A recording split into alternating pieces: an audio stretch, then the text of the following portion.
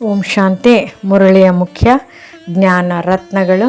ಮುಖ್ಯ ಸಾರಾಂಶ. ವಾಣಿ ಡೇಟು 4/11/2025. ಪ್ರಾತಃ ಮುರಳಿ. ಸತ್ಯ ತಂದೆಯ ಸತ್ಯ ಸಂಘ ಮಧುಬನ ಬಾಬ್ದಾದ. ಓಂ ಶಾಂತಿ. ಮುಖ್ಯ ವಿಷಯ: ಸತ್ಯ ತಂದೆಯ ಮೂಲಕ ಸತ್ಯ ದೇವತೆಗಳಾಗುತ್ತಿದ್ದೀರಿ. ಆದ್ದರಿಂದ ಸತ್ಯುಗದಲ್ಲಿ ಸತ್ಸಂಗದ ಅವಶ್ಯಕತೆ ಇರುವುದಿಲ್ಲ.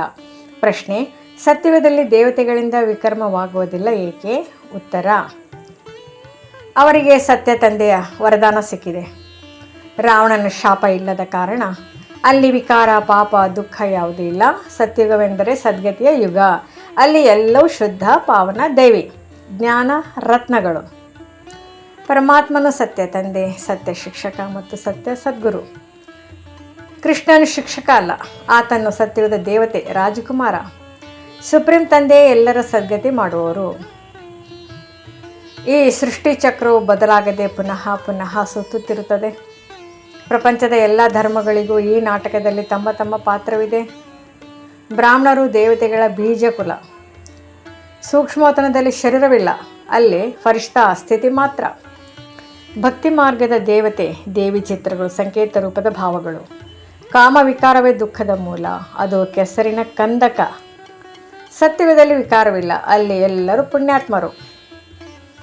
ಕಲಿಯುಗವೂ ಪಾಪಾತ್ಮರ ಯುಗ, ಎಲ್ಲರೂ ದುಃಖದಲ್ಲಿ. ನಾವು ಈಗ ಸಂಗಮಯುಗದಲ್ಲಿ ದುಃಖಧಾಮದಿಂದ ಸುಖಧಾಮಕ್ಕೆ ಹೋಗುವ ಕಾಲ. ಕರ್ಮ ಅಕರ್ಮ ವಿಕರ್ಮದ ಗಹನಗತಿ ತಿಳಿದುಕೊಳ್ಳಬೇಕು. ಸತ್ಯುಗದಲ್ಲಿ ರಾಮರಾಜ್ಯ, ಕಲಿಯುಗದಲ್ಲಿ ರಾವಣ ರಾಜ್ಯ. ದೇವಿ ದೇವತಾ ಧರ್ಮದ ನಾಟಿ ಈಗ ನಡೆಯುತ್ತಿದೆ. ಮೂಲ ದೇವತೆಗಳು ತಮ್ಮ ಧರ್ಮದಿಂದ ತಪ್ಪಿ ಬೇರೆ ಧರ್ಮಗಳಲ್ಲಿ ಹೋಗಿದ್ದಾರೆ.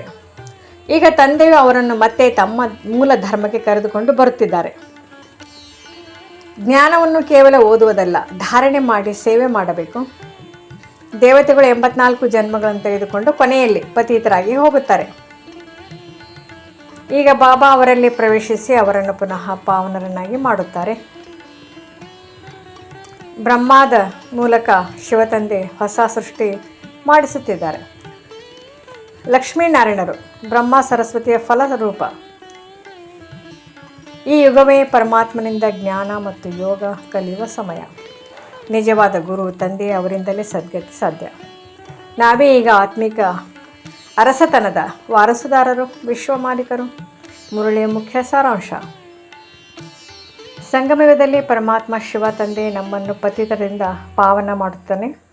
ಅವರು ಬಂದು ನಮಗೆ ಸತ್ಯ ಜ್ಞಾನ ಕೊಡುತ್ತಾರೆ. ಈ ಜ್ಞಾನದಿಂದ ನಾವು ದೇವತೆಗಳಾಗುತ್ತೇವೆ. ಸತ್ಯುಗದಲ್ಲಿ ವಿಕಾರ, ದುಃಖ, ಪಾಪಗಳಿಲ್ಲ. ಎಲ್ಲರೂ ಶುದ್ಧ ಆತ್ಮರು. ಈ ಕಾಲದಲ್ಲಿ ಮಾತ್ರ ತಂದೆ ಬರುತ್ತಾರೆ. ಬ್ರಹ್ಮರವರ ಮೂಲಕ ಹೊಸ ದೇವಿ ದೇವತಾ ಧರ್ಮದ ನಾಟಿ ಮಾಡುತ್ತಾರೆ. ಯಾರು ಈ ಜ್ಞಾನವನ್ನು ಧಾರಣೆ ಮಾಡಿ ಸೇವೆ ಮಾಡುತ್ತಾರೆ, ಅವರು ಫರಿಷ್ಠಾ ಸ್ಥಿತಿಯತ್ತ ಹೋಗುತ್ತಾರೆ. ಮಾಯಿಂದ ಮುಕ್ತರಾಗಿ ವಿಜಯಿಯಾಗುತ್ತಾರೆ. ಧಾರಣೆಗಾಗಿ ಮುಖ್ಯ ಸಾರ: ವಿಕರ್ಮ ಮಾಡಬೇಡ. ಕರ್ಮ ಅಕರ್ಮ ವಿಕರ್ಮದ ಜ್ಞಾನ ಬುದ್ಧಿಯಲ್ಲಿ ಇರಲಿ. ಜ್ಞಾನ ಯೋಗದ ಸೇವೆ. ಸತ್ಯ ತಂದೆ ಜ್ಞಾನದಿಂದ ಮನುಷ್ಯರನ್ನು ದೇವತೆಗಳನ್ನಾಗಿ ಮಾಡು. ವರದಾನ: ಅಲೌಕಿಕ ನಶೆಯ ಅನುಭವದಿಂದ ಸದಾ ವಿಜಯಿಯಾಗಿರಿ. ಆತ್ಮಿಕ ನಶೆಯು ನಿಶ್ಚಯದ ಚಿಹ್ನೆ.